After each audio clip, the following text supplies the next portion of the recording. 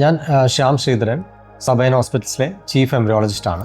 സാധാരണ IVF കഴിഞ്ഞ് നമ്മൾ ട്രാൻസ്ഫർ ചെയ്യുമ്പം 2 സ്റ്റേജ് എംബ്രിയോസാണ് ഉണ്ടാവാറ്. അതായത് ട്രാൻസ്ഫറിന് ഉപയോഗിക്കുന്നത് ഒന്നുകിൽ Day 3 വരെ വളർച്ചയെത്തിയ എംബ്രിയോസ്, അല്ലെങ്കിൽ Day 5 വരെ വളർച്ചയെത്തിയ എംബ്രിയോസ്. ഇപ്പോൾ പലർക്കും ഉള്ളൊരു സംശയമാണ്, ഇതിലേതാണ് ബെറ്റർ, ഏതിനാണ് ബെറ്റർ പ്രഗ്നൻസി ചാൻസ് ഉള്ളതെന്ന്. സോ തീർച്ചയായും Day 5 എംബ്രിയോസ്, അതായത് അതിനെ വിളിക്കുന്നത് ബ്ലാസ്റ്റോസിസ്റ്റ് എന്നാണ്. അപ്പോൾ ഈ ബ്ലാസ്റ്റോസിസ്റ്റ് ട്രാൻസ്ഫർ ചെയ്യുമ്പോഴാണ് പ്രഗ്നൻസി ആവാനുള്ള ചാൻസ് കൂടുതൽ കമ്പയർ ടു Day 3.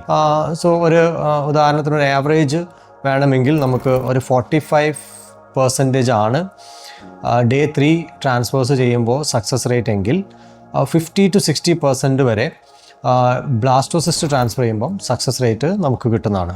പക്ഷേ പിന്നെ എന്തുകൊണ്ടാണ് നമ്മളെല്ലാം Day 5 ട്രാൻസ്ഫർ ചെയ്യാത്തത് എന്നുള്ള സ്വാഭാവികമായിട്ടും ഒരു ക്വസ്റ്റ്യനാണ്. പക്ഷേ എന്നാലും Day 3 നമുക്കൊരു 45% അല്ലെങ്കിൽ മാക്സിമം 50% ചാൻസ് ഉള്ളത് കൊണ്ട് നമ്മൾ Day 3 എന്തായാലും അവിടെ സെക്യൂർ ചെയ്ത് വെച്ചതിന് ശേഷം മാത്രമേ Day 5 ബാക്കിയുള്ള എംബ്രിയോസിനെ വളർത്താറുള്ളൂ.